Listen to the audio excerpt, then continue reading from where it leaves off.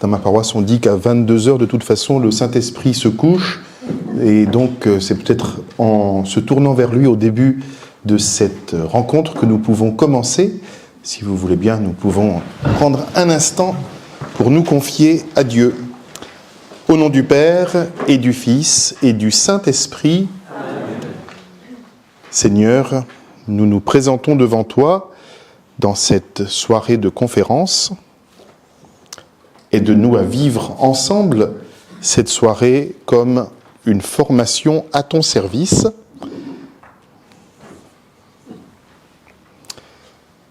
Toi qui nous donnes réellement la parole, permets-nous de faire monter vers toi notre prière en disant « Notre Père, qui es aux cieux, que ton nom soit sanctifié, que ton règne vienne, que ta volonté soit faite sur la terre comme au ciel. Donne-nous aujourd'hui notre pain de ce jour. Pardonne-nous nos offenses, comme nous pardonnons aussi à ceux qui nous ont offensés. Et ne nous laisse pas entrer en tentation, mais délivre-nous du mal. Amen. Saint Joseph, priez pour nous. Saint John Henry Newman, priez pour nous. Au nom du Père et du Fils et du Saint-Esprit. Amen.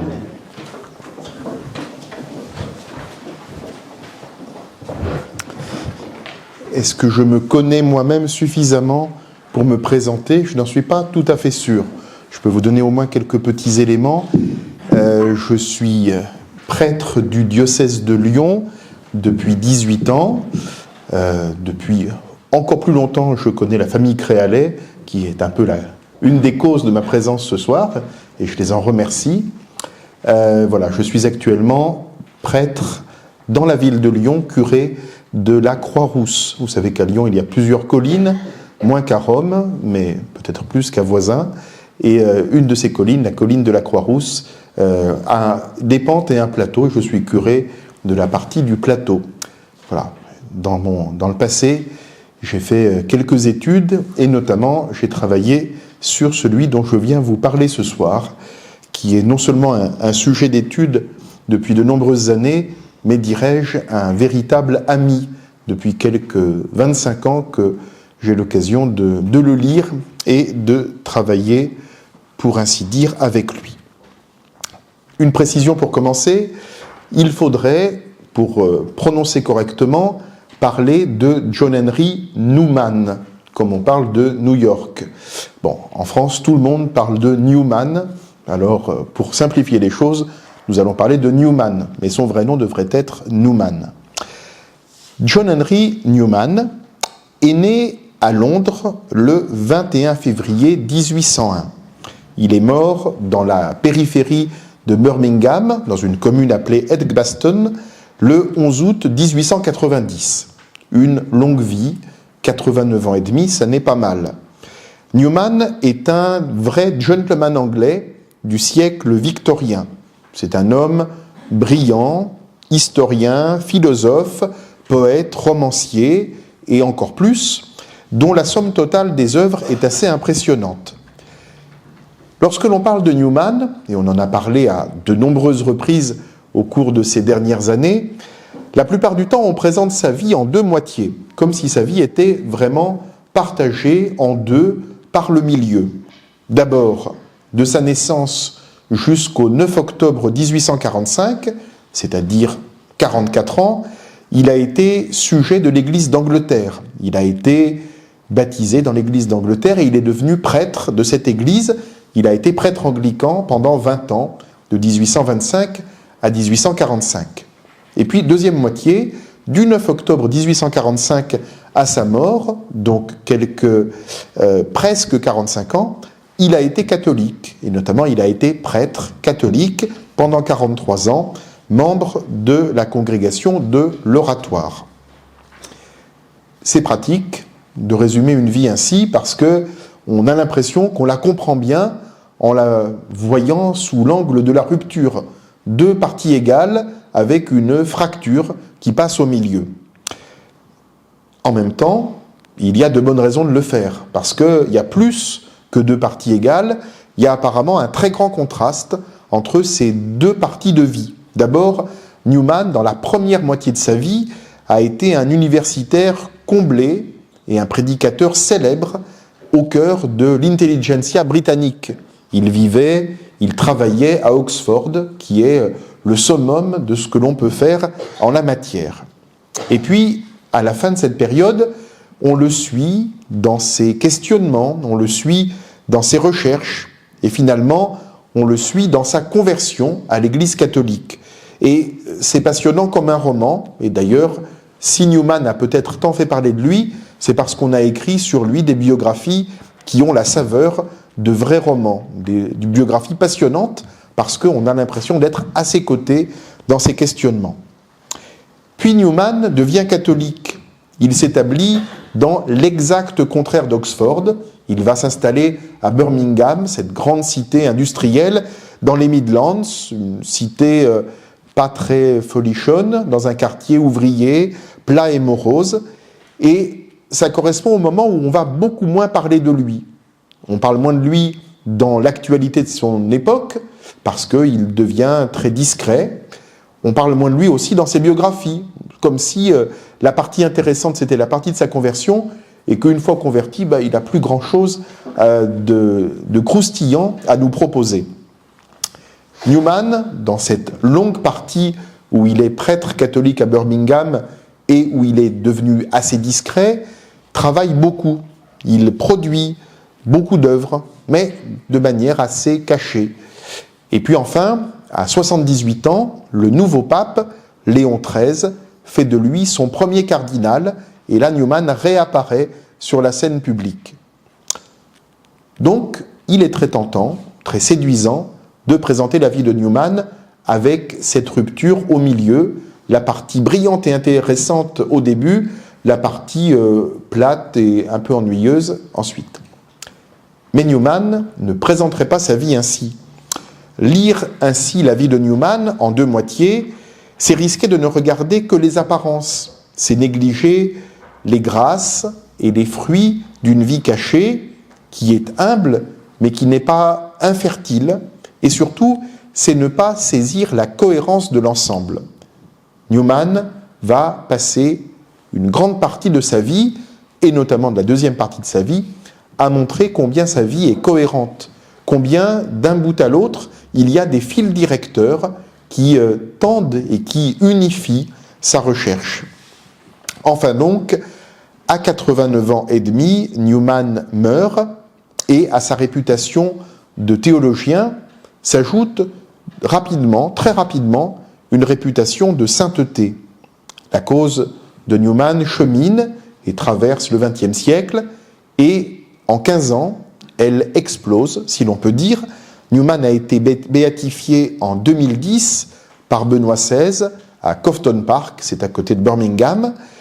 En 2019, à Rome, le pape François l'a canonisé, et il y a quelques semaines, samedi 1er novembre 2025, à l'occasion du jubilé des éducateurs, Léon XIV a fait de Newman un docteur de l'Église, et il a fait de lui le copatron des éducateurs chrétiens avec saint Thomas d'Aquin.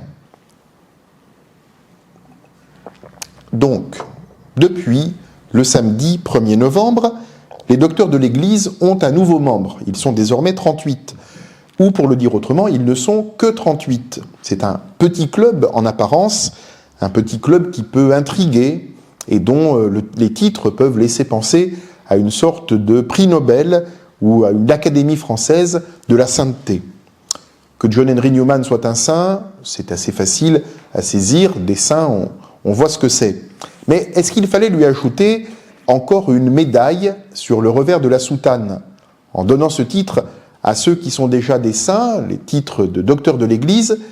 L'Église, en quelque sorte, canonise leur œuvre, souligne la qualité universelle de leur rapport à la théologie, c'est-à-dire à l'intelligence de la foi. Et chacun de ces 38 docteurs a son style particulier, son apport, sa capacité à fournir un point important qui aide à rentrer dans la foi. Ce style, cet accent, s'exprime souvent par des titres plus précis ou par des surnoms. Par exemple, on a pu appeler récemment Saint Irénée, le docteur de l'unité. C'est sous cette forme qu'il a été présenté comme nouveau docteur de l'Église.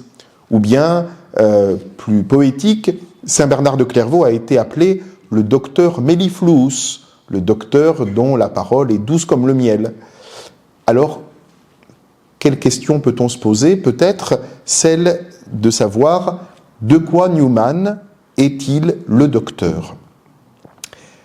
Pour bien comprendre la vie et l'œuvre de Newman, il faut l'inscrire sur un grand décor, qui est l'arrière-fond de l'histoire du christianisme en Angleterre.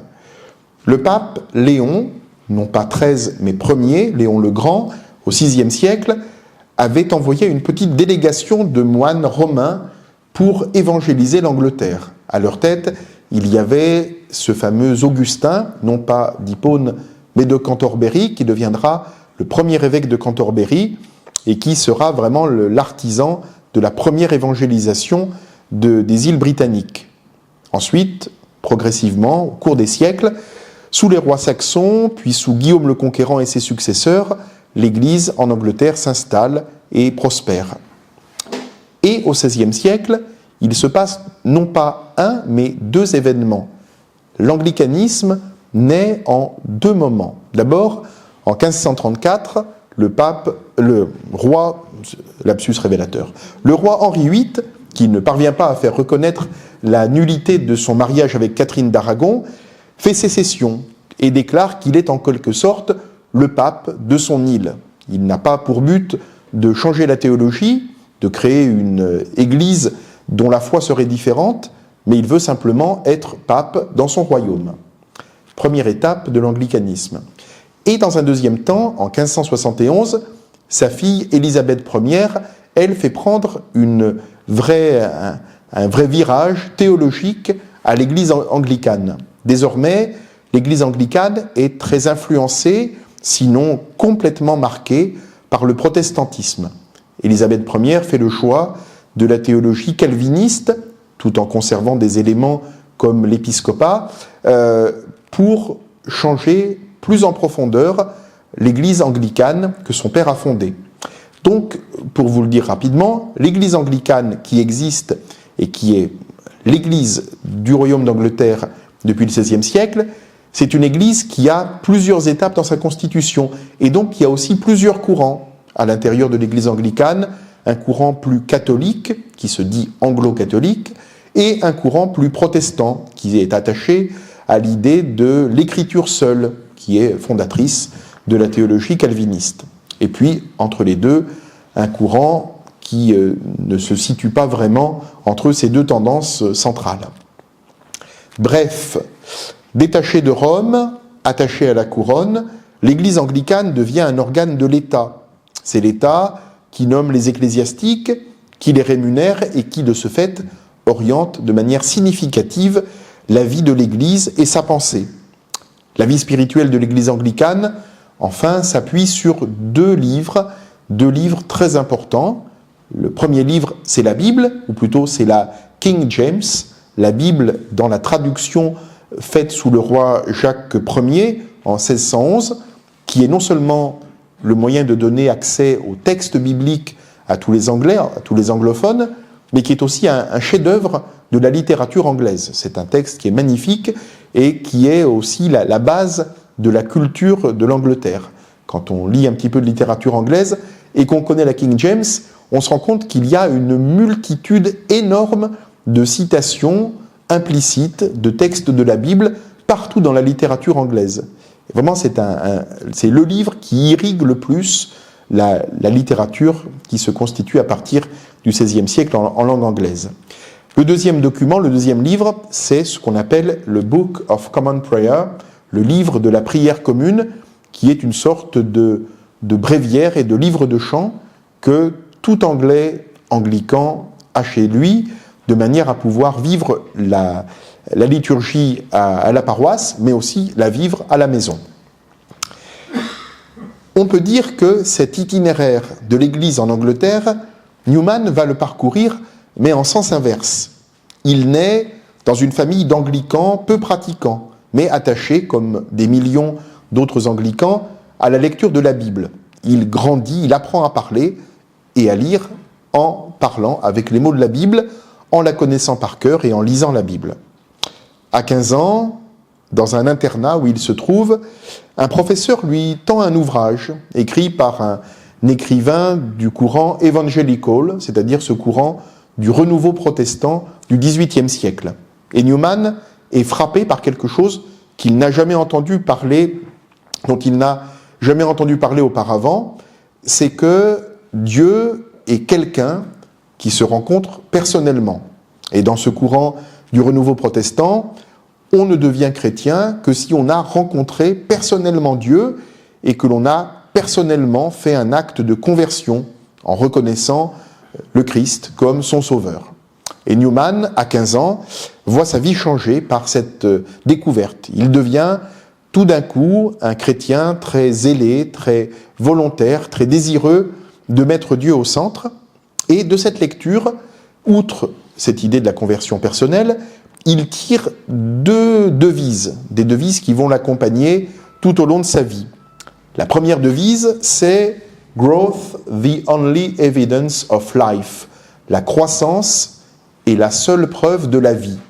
Autrement dit, si vous voulez savoir si un être, un organisme vivant est effectivement vivant ou mort, vous regardez s'il continue à grandir et à pousser. Et s'il s'est arrêté, il peut être très beau, mais c'est une nature morte. Et ce qui est la preuve que la vie est là, c'est qu'il y a de la croissance. Première devise. Deuxième devise, holiness rather than peace. La sainteté vaut mieux que la paix. Entendez, la sainteté est plus importante que la tranquillité, que le confort, que la facilité de la vie. Et Newman va prendre, comme on peut prendre avec l'enthousiasme de l'adolescence, ces deux devises dans son cœur, et il va les garder tout au long de sa vie, et vous verrez que ce n'est peut-être pas tout à fait par hasard s'il va être accompagné par ces deux idées. Donc Newman est un jeune homme protestant, plein d'ardeur. C'est un garçon brillant, qui a des facilités et qui travaille beaucoup. Et comme on peut s'y attendre, eh bien, il fait de bonnes études. Il est envoyé à Oxford et il mène deux études parallèles. D'une part, il se forme en humanité. On pourrait dire qu'il apprend notamment les lettres classiques, le latin, le grec, l'hébreu. Il se prépare à enseigner ces matières. Et puis, parallèlement, il se prépare à devenir prêtre. Prêtre dans l'église anglicane, prêtre avec une particularité. Très jeune, il choisit le célibat comme un élément nécessaire, constitutif de la perspective de devenir prêtre. Newman, entre 18 et 23 ans, mène donc de front à Oxford, dans ce temple de l'intelligentsia britannique, ses études exigeantes. Et il les mène bien. Le voilà en 1825, il y a pile 200 ans, ordonné prêtre et vicaire de paroisse, une petite église dans la campagne, à côté d'Oxford, et il achève ses études. Encore 3 ans, on est en 1828, il n'a que 27 ans, et pour ainsi dire, il est déjà arrivé au pinacle des responsabilités disponibles. Il est curé de St. Mary's, qui est la grande église au centre d'Oxford. Il est à Oriel College, qui est un des grands collèges d'Oxford, et il a 3 responsabilités qui sont liées dans le monde universitaire anglais.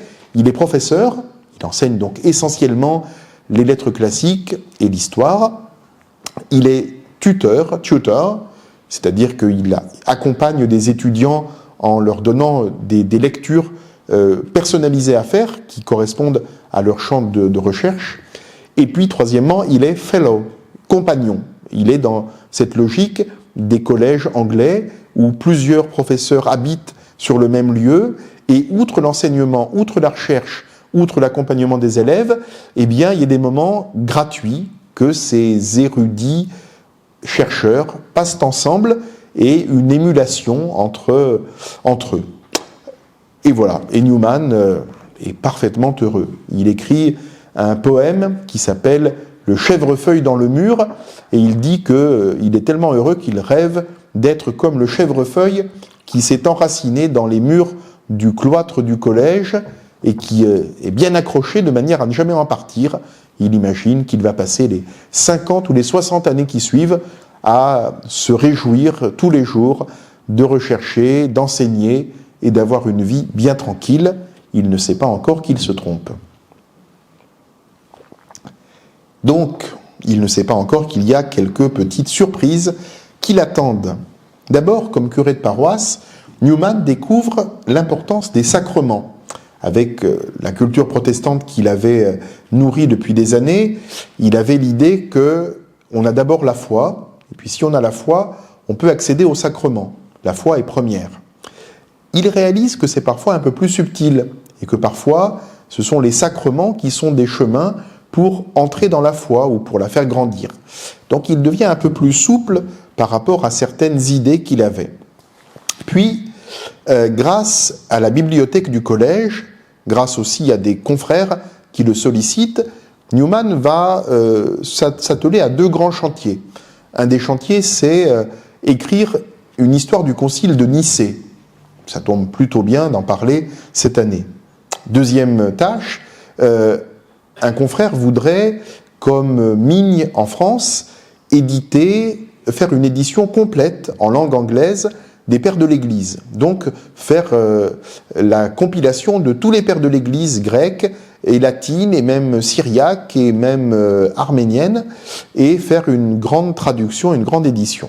Un chantier énorme mais auquel Newman s'associe.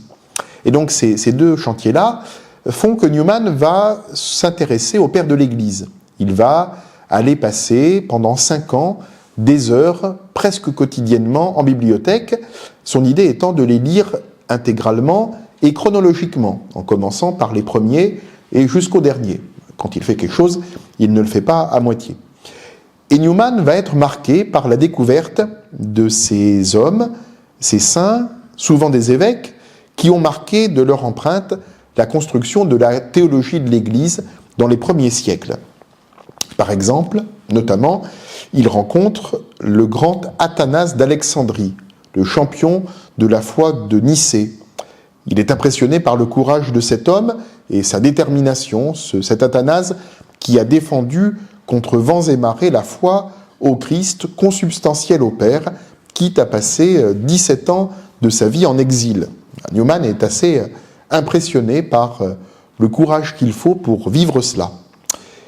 Et Newman rencontre aussi d'autres grands docteurs de l'Église qui nous sont peut-être plus familiers, notamment saint Ambroise et saint Augustin, dont il lit les œuvres, dont il apprécie évidemment le fond, mais aussi la forme.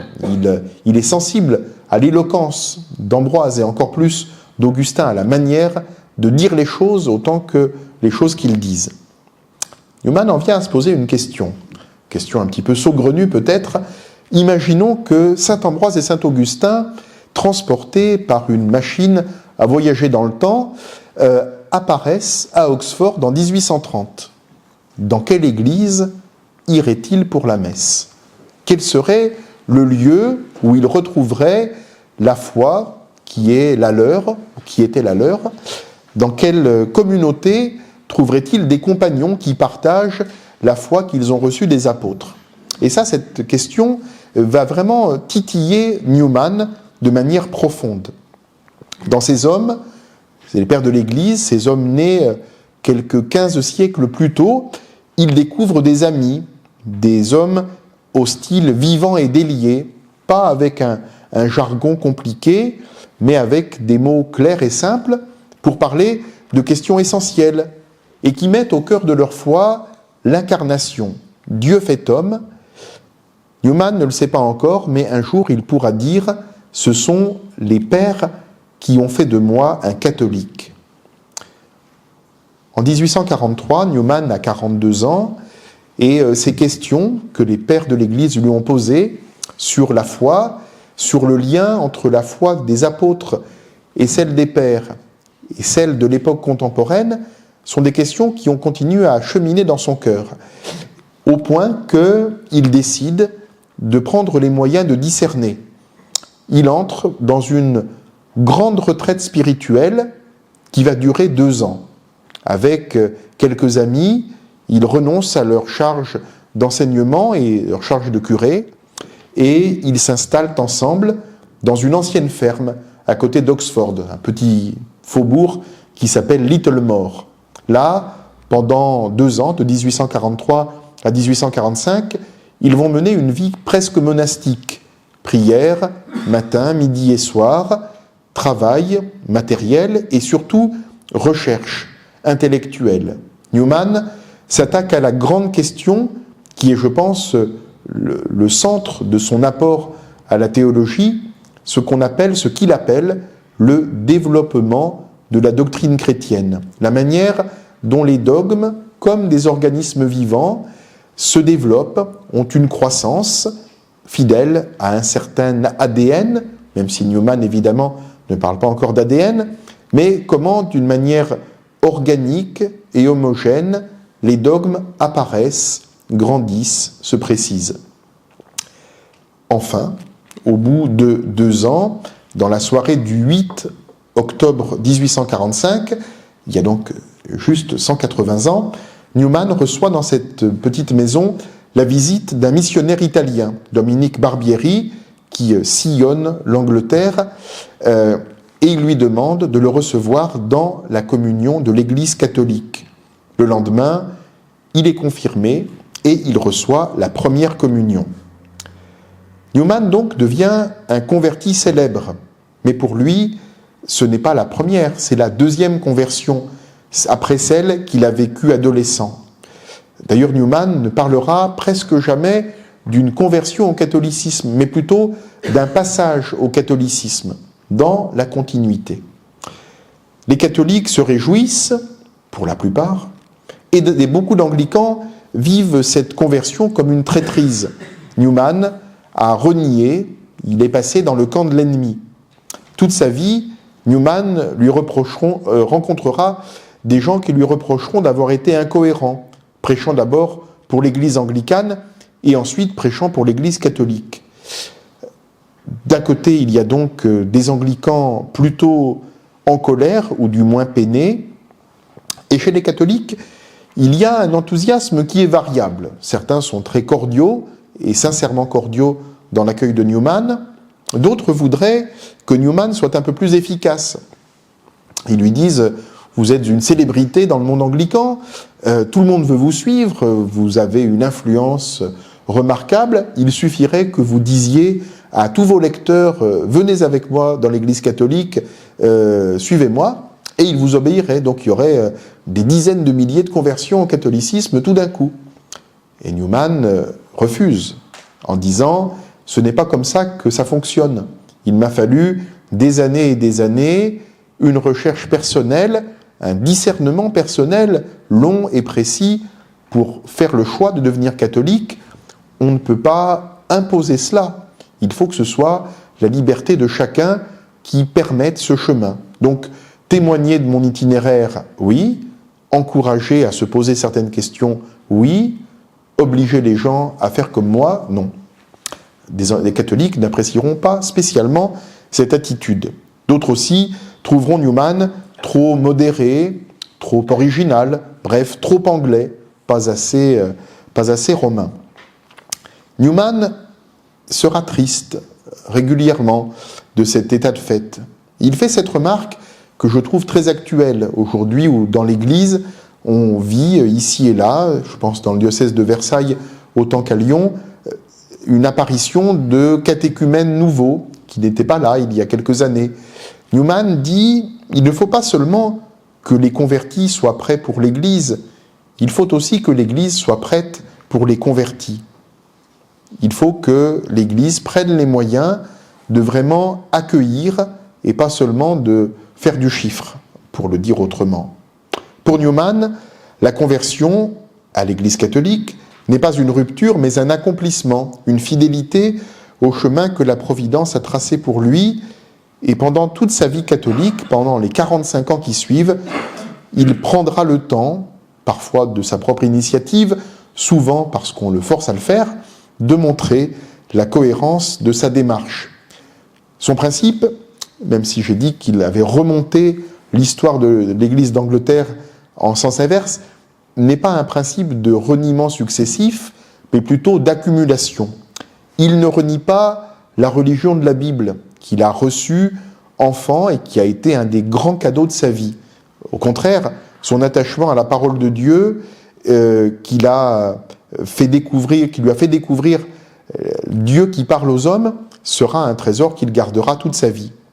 Il ne renie pas non plus l'enthousiasme qu'il a ressenti dans son adolescence. Il ne renie pas sa vie de curé anglican. Il ne renie rien de ce qui, au long de son chemin, l'a attaché au beau, au bien et au vrai. Et il n'a pas non plus renié les nombreuses amitiés avec des anglicans qu'il va continuer à entretenir. Devenu catholique, il ne veut pas renier, mais intégrer son chemin dans l'Église anglicane n'est pas un échec du passé, mais l'itinéraire qui lui a été donné de vivre. Je ne crois pas qu'il soit exagéré de dire que Newman a été martyr.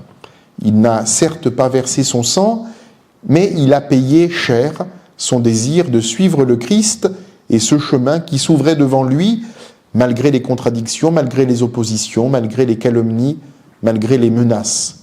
Et je vous propose de le voir avec ce très beau portrait de Newman que Benoît XVI, je l'ai entendu de mes oreilles, a fait le soir, la veille de la béatification, le 18 septembre 2010. J'ai fait quelques coupes sombres pour que tout tienne sur une feuille, mais vous pourrez aller voir la totalité du texte qui se trouve très facilement sur le site du Vatican et qui est un texte magnifique. Benoît XVI écrit ceci, enfin plutôt dit ceci. Newman, selon son propre récit, fait remonter l'histoire de sa vie entière à une forte expérience de conversion qu'il a faite quand il était jeune homme. Il s'agit d'une expérience immédiate de la vérité de la parole de Dieu, de la réalité objective de la révélation chrétienne telle qu'elle a été transmise dans l'Église. À la fin de sa vie, il a pu décrire l'œuvre de sa vie comme une lutte contre la tendance croissante qui se répandait alors à considérer la religion comme une affaire purement privée et subjective, comme une question d'opinion personnelle. La vie de Newman nous enseigne que la passion pour la vérité, l'honnêteté intellectuelle et la conversion authentique ont un prix élevé.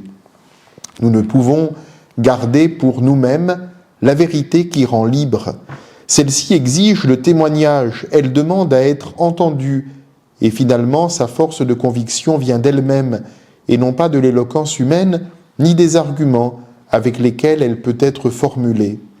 À notre époque, le prix à payer pour la fidélité à l'Évangile n'est plus la condamnation à mort par pendaison ou par écartèlement, mais cela entraîne souvent d'être exclu, ridiculisé ou caricaturé.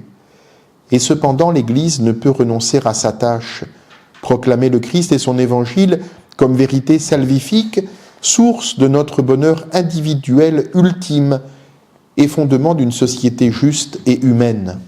Finalement, Newman nous enseigne que si nous avons accepté la vérité du Christ et lui avons donné notre vie, il ne peut y avoir de différence entre ce que nous croyons et notre manière de vivre.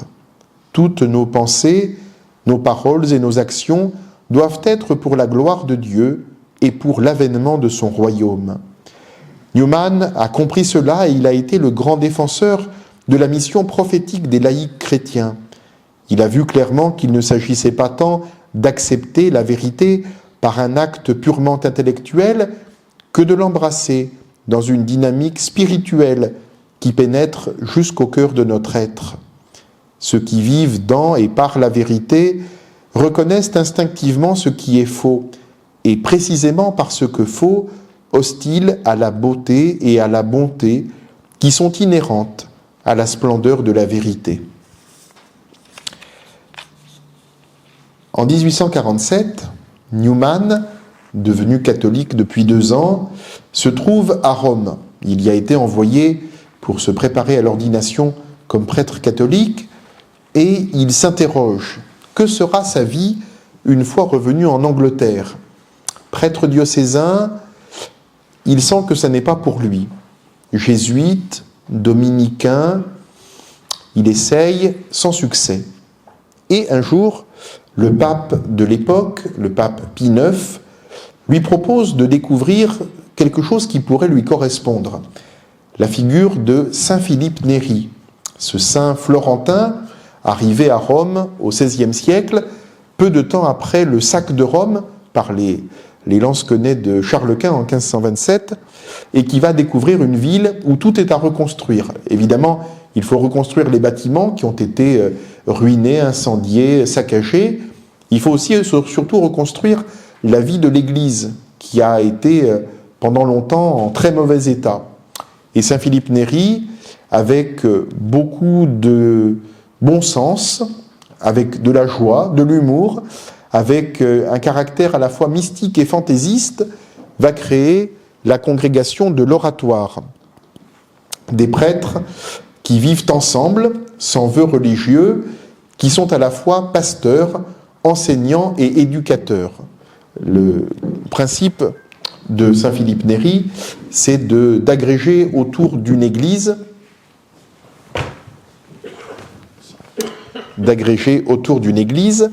qui s'appelle la Chiesa Nuova, l'église neuve, dans le centre de Rome, à la fois une paroisse, une communauté de prêtres qui habitent ensemble avec un style qui est un petit peu différent de la vie des prêtres des autres instituts religieux, et une école et un oratorio, l'oratorio étant le nom italien d'un patronage. Et Newman va être marqué, séduit par cette découverte. Il va faire le pari de la créer en Angleterre, et donc c'est cette forme de vie religieuse, l'oratoire de Saint Philippe Néri, qu'il va créer dans les faubourgs de Birmingham. Un jour, on lui demande pour quelle raison il a décidé d'entrer dans cet ordre-là. Et Newman répond ceci. Il dit « J'ai été marqué du fait que les premiers pères de l'oratoire étaient des gentlemen. Et si la bonne éducation est vaine sans la sainteté, eh bien elle n'est pas inutile avec elle. Elle peut se mettre au service de la sainteté intérieure. Il n'est donc pas surprenant que toutes ces choses qui définissent ce que nous appelons habituellement un gentleman soient des moyens dont l'oratoire a tiré parti pour son œuvre de réforme à la fois du clergé et du laïcat au temps de sa création. Parmi ceux que je connais, ce qui s'approche le plus d'une congrégation oratorienne est un collège d'une université anglicane. Prenez un de ces collèges, rasez la maison du doyen, retirez-lui femme et enfants et ramenez-le parmi le corps des fellows, changez la religion de protestante en catholique et donnez aux doyens et aux fellows des tâches missionnaires et pastorales, et voilà, vous avez sous les yeux une congrégation de Saint-Philippe. Newman le dit avec son humour pince sans rire très anglais, mais de fait, il y a une cohérence, une continuité entre ce qu'il a connu à Oxford et ce mode particulier de vie religieuse qu'est l'oratoire de Saint Philippe Néri, caractérisé et par la fraternité et par une certaine indépendance de ses membres. Dans le même texte, Newman dit que l'oratoire doit être non pas d'abord un couvent, mais un foyer, un home, dans lequel les gentlemen se sentent bien, ils se sentent chez eux, et d'où ils peuvent rayonner de manière à éduquer à leur tour d'autres gentlemen qui seront des honnêtes hommes au sens du XVIIIe siècle, non pas par la naissance, mais par leur culture, par la finesse de leur jugement, par leur liberté intérieure, par leur hauteur de vue. Toutes ces idées que Newman expérimente en quelques années, il fonde l'oratoire de Saint-Philippe Néri à la fin de 1847, et il y passe quelques années, Newman va être amené à les essayer, ces idées, hors de Birmingham, car seulement 4 ans après son arrivée dans cette ville, il doit en partir pour quelques années. Pendant quelques années, Newman va être, non pas à Birmingham, mais en Irlande. Il se trouve que les évêques irlandais, sous la direction de l'archevêque de Dublin, ont le projet de fonder une université catholique à Dublin pour le monde anglophone, une grande université un grand projet, presque aussi remarquable que Saint Joseph le Bienveillant, et il faut un maître d'œuvre pour ce grand projet, et c'est Newman qui est sollicité comme célébrité, comme illustre intellectuel, et comme homme capable de mener à bien des chantiers d'envergure. Newman va donc s'installer à Dublin de 1851 à 1857 ou 55, je ne sais plus. Il va mener ce projet avant de construire l'université. Il va faire connaître le projet sous la forme de conférences. Donc il va partir un peu partout en Irlande et donner des conférences sur l'éducation et sur l'université. Parce que ça peut sembler un peu étrange, mais les catholiques anglophones ne savaient, pour ainsi dire, pas ce que c'était. Ils n'avaient pas le droit d'être ni étudiants, ni enseignants à Oxford, à Cambridge ou dans les universités du monde anglais.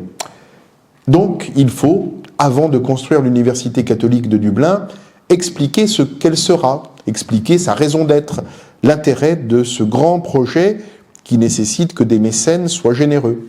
Donc Newman fait une tournée de conférences et le projet avance bien. Il avance bien jusqu'à ce que des divergences de vues apparaissent de manière significative entre Newman et les évêques anglais, les évêques irlandais. Ceux-ci voudraient avoir en fait une sorte de très grand séminaire.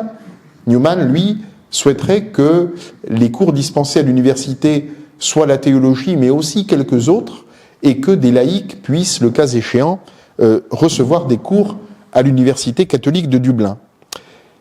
Et ça ne marche pas. Je parle du micro, mais je parle aussi de l'université catholique de Dublin, ou du moins, elle va marcher, elle existe, mais Newman va quitter le projet relativement vite. Merci beaucoup. Ça me laisse une seconde pour boire un petit verre. Voilà, donc Newman a la déception de ne pas avoir été au bout de ce qui était son projet, mais il n'a pas tout perdu. Il retire de cette expérience le livre qui s'appellera L'idée d'université et dont vous avez en principe également le texte sous les yeux. Là aussi, il s'agit d'un court extrait, mais dont vous allez saisir l'intérêt, j'espère. Newman écrit ceci. À coup sûr, il est très légitime de dire, et c'est ce que je dis ici, que l'éducation libérale considérée en elle-même n'est pas autre chose que la culture de l'esprit en tant que telle, et que son objet n'est ni plus ni moins que l'excellence intellectuelle. Chaque chose possède sa perfection propre, qu'elle soit petite ou grande dans l'échelle des biens, et la perfection de l'une n'est pas la perfection de l'autre. Il y a une beauté de notre être moral, que nous appelons la vertu naturelle. De même, il y a une beauté, une perfection de l'esprit. Ouvrir l'intelligence, la corriger, l'affiner, la rendre capable de connaître, d'embrasser, d'assimiler, de dominer, d'utiliser ses connaissances, lui assurer la meilleure utilisation de ses dons, l'attention, la souplesse, la rigueur, la justesse, la sagacité, l'ingéniosité, la possibilité de s'extérioriser, de s'exprimer avec éloquence, tout ceci constitue un bien aussi raisonnable à poursuivre que la vertu, quoiqu'il soit cependant d'une toute autre nature. L'université se doit donc d'être le milieu dans lequel s'épanouira ce projet unificateur. S'y se rassemblent dans un même lieu des gens qui ont le même souci de la vérité, l'éducation se fera pour ainsi dire d'elle-même. Ce n'est pas seulement l'intelligence qui doit être formée, mais aussi le cœur. L'université devrait être, pour ceux qui y entrent, une sainte mère, une alma mater, qui se fait aimer tout en disant la vérité, qui enrôle l'imagination, les goûts, les ambitions du côté du devoir, qui cherche à fixer dans les cœurs les préceptes nobles ou divins, à l'âge où ils sont encore susceptibles de les recevoir, qui cherche à les gagner et à les subjuguer lorsqu'ils sont trop impétueux ou volontaires, qui les avertit en les considérant avec indulgence, qui sympathise avec eux quand elle les reprend, qui enseigne à tirer parti des chutes qu'elle n'a pas pu empêcher, qui, en un mot, cesserait d'être une mère si son regard était sévère et sa voix péremptoire.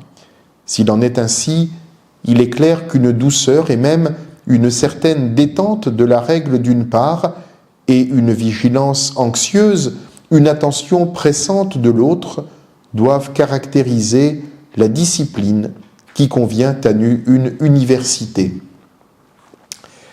Voilà, vaste projet que celui-là, l'université qui n'est pas simplement le lieu où l'on engrange des connaissances, le lieu où l'on reçoit un diplôme, mais surtout un lieu qui fait grandir à tous les points de vue, qui fait aimer et désirer la vérité. Vous pouvez d'abord faire le lien entre le gentleman décrit par Newman dans ce texte et le gentleman qui est l'idéal de l'oratorien que nous avons vu peu avant.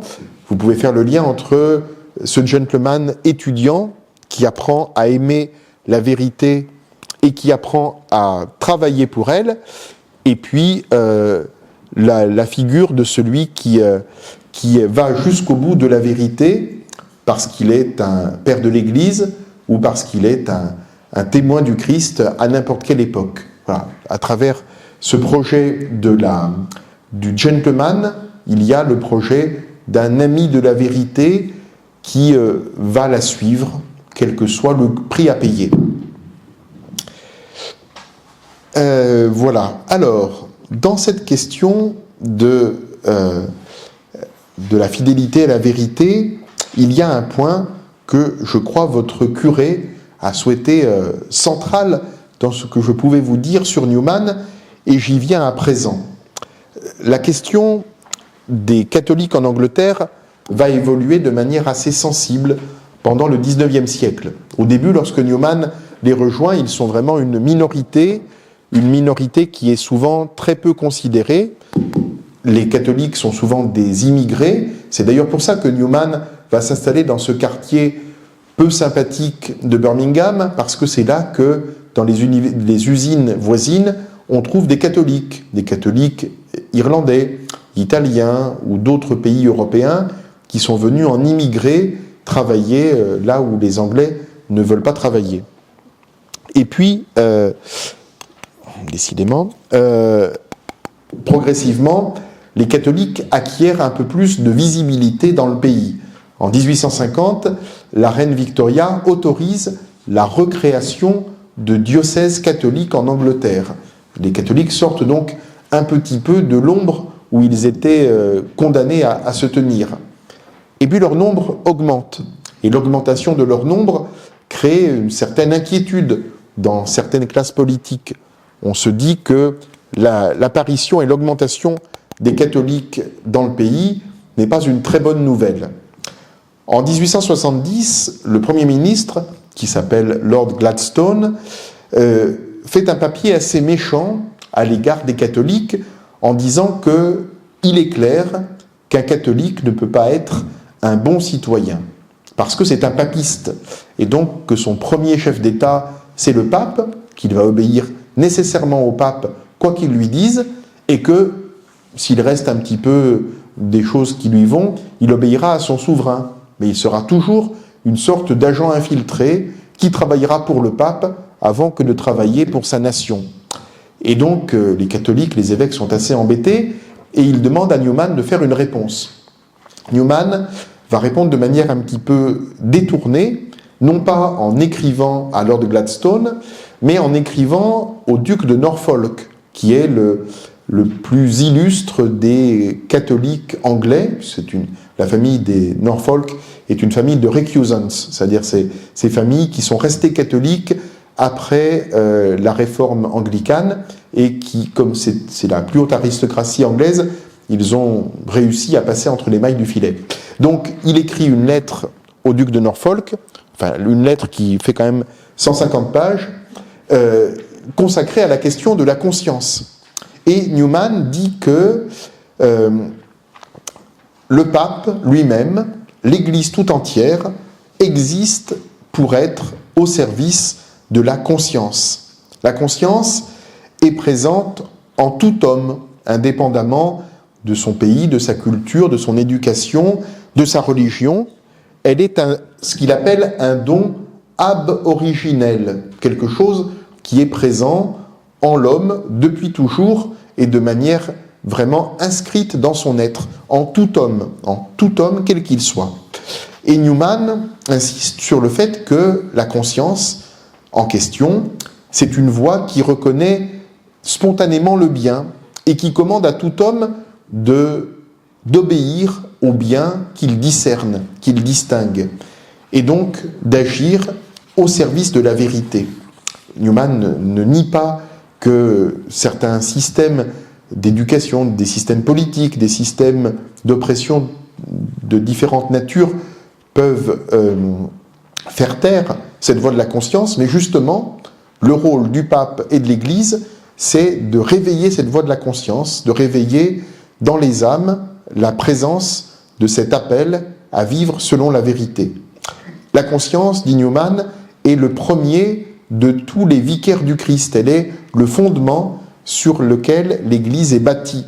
Et avec son humour anglais, il dit, s'il fallait un jour porter un toast religieux, bien sûr, il faudrait le porter au pape, mais à la conscience d'abord et au pape ensuite. Avec cet humour, Newman témoigne de son propre itinéraire spirituel, dans lequel la vérité ne s'impose pas, même pour les meilleures raisons du monde, mais elle se découvre en chacun et elle se découvre au rythme de chacun. La beauté de la sainteté est assez puissante pour attirer vers soi tout homme, sans qu'il soit nécessaire ni heureux de mettre la pression. Je pense que c'est cet enseignement sur la conscience qui est la raison, une des principales raisons pour lesquelles Newman a pu recevoir le surnom de Père invisible du Concile Vatican II. Il est cité de manière implicite dans un document publié il y a 60 ans et 5 jours, Dignitatis Humanae, qui entend poser un regard nouveau sur la question complexe de la liberté religieuse. Et le Concile écrit ceci, c'est encore dans votre feuille. C'est par sa conscience que l'homme perçoit et reconnaît les injonctions de la loi divine. C'est elle qu'il est tenu de suivre fidèlement en toutes ses activités pour parvenir à sa fin qui est Dieu. Il ne doit donc pas être contraint d'agir contre sa conscience, mais il ne doit pas être empêché non plus d'agir selon sa conscience, surtout en matière religieuse. De par son caractère même, en effet, l'exercice de la religion consiste avant tout en des actes intérieurs, volontaires et libres, par lesquels l'homme s'ordonne directement à Dieu. De tels actes ne peuvent être ni imposés ni interdits par aucun pouvoir purement humain.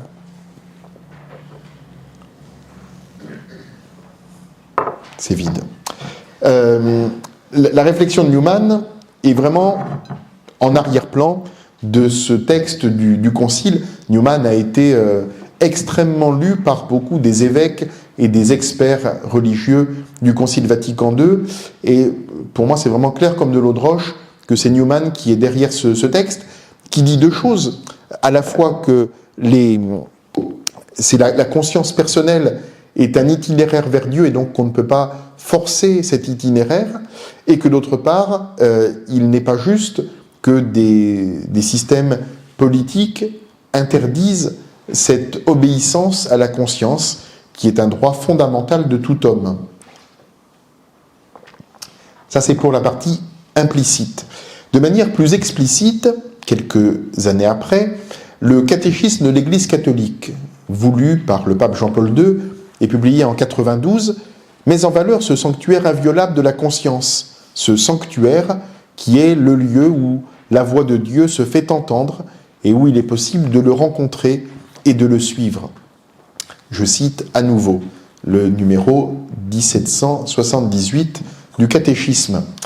La conscience morale est un jugement de la raison par lequel la personne humaine reconnaît la qualité morale d'un acte concret qu'elle va poser, est en train d'exécuter ou a accompli.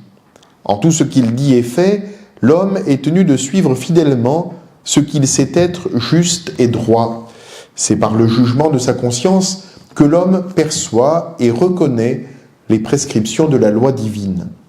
La conscience, citation, la conscience est une loi de notre esprit, mais qui dépasse notre esprit, qui nous fait des injonctions, qui signifient responsabilité et devoir, crainte et espérance. Elle est la messagère de celui qui, dans le monde de la nature, comme dans celui de la grâce, nous parle à travers le voile, nous instruit et nous gouverne. La conscience est le premier de tous les vicaires du Christ. Je crois que ce sujet de la conscience est d'autant plus actuel et important que le mot peut être compris de différentes manières, des manières qui ne sont pas toujours distinguées les unes des autres et qui sont plutôt une source de confusion. La conscience est souvent comprise d'abord comme un état de connaissance de soi, d'honnêteté et de transparence. La conscience, ce serait mon moi intérieur le plus authentique. Dans la spiritualité New Age, la méditation en pleine conscience est l'objectif d'une reconnexion à soi, d'une recherche de bien-être par soi et pour soi, dans une religiosité où Dieu n'est pas nécessairement présent. Dans le langage courant, agir en bonne conscience signifie ne rien avoir à se reprocher et de ce fait pouvoir faire tout ce qui nous va, tout ce que l'on veut, sans nécessairement creuser ou discerner plus avant. En tous les cas, beaucoup d'approches de la conscience sont très individualistes, alors que la conscience, telle que Newman la pense, est une conscience religieuse, c'est-à-dire une conscience qui relie, qui est un lieu, le lieu premier, commun et fondamental de découverte de Dieu et de possibilité de le chercher, de le rencontrer. En parlant de conscience, il y a donc un risque de malentendu qui caractérise des quiproquos qui naissent de la transformation de notre société depuis 5 ou 6 siècles, et que Chesterton, qui est un auteur anglais dont on peut dire qu'il est en quelque sorte le petit-fils spirituel de Newman, Chesterton dit que le monde est rempli de vertus chrétiennes devenues folles. Je vais devenir fou moi aussi, donc je vais poser mon micro. Donc Chesterton dit que dans le monde qui est le nôtre, on a gardé le nom de plein de vertus chrétiennes, mais en modifiant le contenu. Newman, dans un discours qu'il avait adressé à des amis au moment de son cardinalat, donc en 79, avait synthétisé ses intuitions en disant que toute sa vie, il avait lutté contre ce qu'il appelle le libéralisme religieux, c'est-à-dire, dit-il, la doctrine selon laquelle il n'y a pas de vérité objective, positive en religion, mais qu'une croyance en vaut une autre, et c'est cet enseignement qui gagne en force, dit-il à l'époque, de jour en jour. Je pense qu'on pourrait le dire aussi aujourd'hui. Cet enseignement-là est incomparable avec la reconnaissance d'une religion comme vraie. Il enseigne que toutes doivent être tolérées, car toutes sont questions d'opinion. La religion révélée n'est pas une vérité, elle est un sentiment et un goût. Ce n'est pas un fait objectif, ce n'est pas un miracle. Et chaque individu a le droit de lui faire dire exactement ce qui lui plaît. Chesterton, encore lui, résume avec une formule piquante: depuis que les hommes ne croient plus en Dieu, ce n'est pas qu'ils croient en rien, c'est qu'ils sont prêts à croire à tout. Il ne faut donc pas s'étonner que la conscience individuelle soit invoquée par beaucoup de contemporains pour justifier tout et son contraire. Si ma conscience me le permet, je ne vais pas m'en empêcher. Pour Newman, on pourrait dire que conscience et vérité sont fondamentalement synonymes. Si la vérité existe, la conscience permet de la rencontrer. Si chacun a sa vérité ou si nous vivons dans une ère de post-vérité, alors la conscience doit se battre pour redécouvrir ce qu'elle ressent au fond d'elle, malgré le discours ambiant. Newman a dit que la lutte contre le libéralisme religieux avait été une des grandes constantes de sa vie. Il a aussi évoqué 2 autres constantes, l'éducation et l'incarnation. L'incarnation nous dit le fait historique, objectif, de la venue de Dieu dans le monde. L'éducation nous parle de la pédagogie qui permet le développement dans le temps des capacités de la personne humaine. Si l'on voulait résumer Newman, il faudrait donc faire une sorte de triangle à 3 pointes, incarnation, éducation et conscience, et au centre, le développement. Il faut conclure. De quoi donc Newman est-il le docteur ? On pourrait dire qu'avec saint Augustin, il aurait droit au titre de docteur de l'intériorité. On pourrait dire, avec saint Irénée, qu'il peut prétendre au titre de docteur de l'unité. Il pourrait aussi prétendre légitimement au titre de docteur de la conscience, de docteur de l'éducation, de docteur de l'incarnation. Surtout, il me semble que Newman est le docteur du développement. La croissance, la preuve de la vie, est inscrite au cœur de notre vie chrétienne.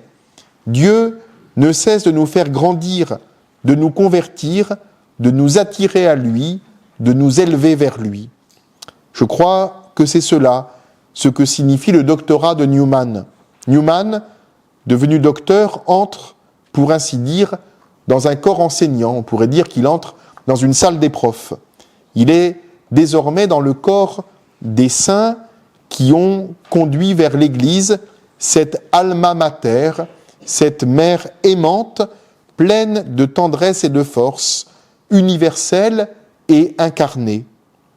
Eh bien, je souhaite que Newman, si je puis dire le docteur Newman, nous donne envie de le rejoindre aujourd'hui et demain, car selon le mot qui conclut l'essai sur le développement de la doctrine chrétienne, le temps est court, l'éternité est longue. Je vous remercie.